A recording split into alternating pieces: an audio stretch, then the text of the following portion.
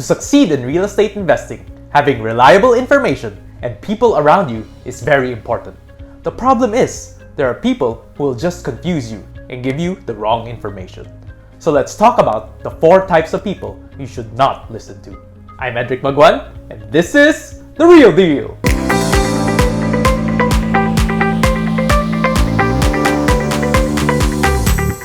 The first type of people who we should not listen to are the pessimists, or yung mga tinatawag nating nega. We all know at least one person who has nothing but negative things to say about anything, and that includes investing in real estate, even if they themselves have not tried it yet. Usually, they speak in very general anecdotes to prove their point.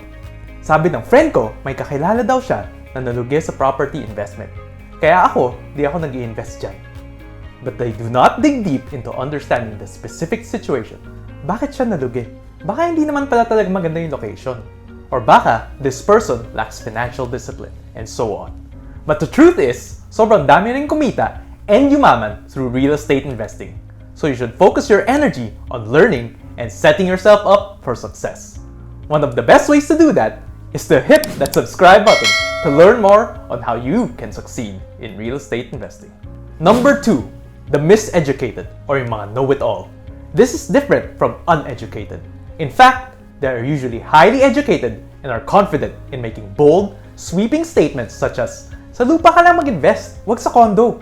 Or, dito to yung 10% or 15% growth. Hindi naman ganyan ang investment ko eh. They seem to know the numbers and the formula, but often they lack the specific market knowledge and the fundamentals.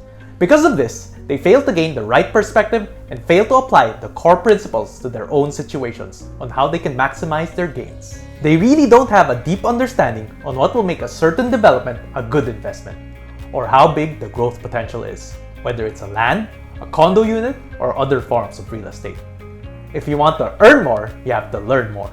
If you want to learn where and how to invest safely and smartly, schedule a Zoom call with me by the link in the description. Number 3, the bad salesperson, or the BS.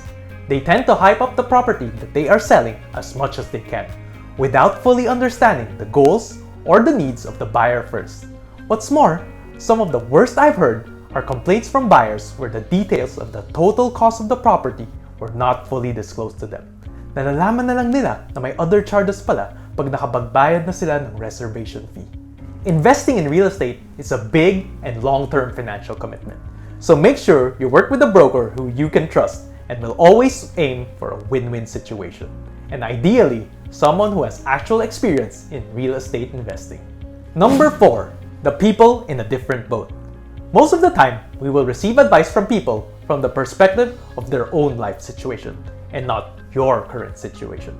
When this happens, you will end up more confused. Baka may mag-advise sa'yo na bilhin mo ang property in cash para wala kang utang. Especially when you're young and you don't have as much financial resources yet, paying in cash is not realistic. But this doesn't mean that you cannot and shouldn't invest in real estate.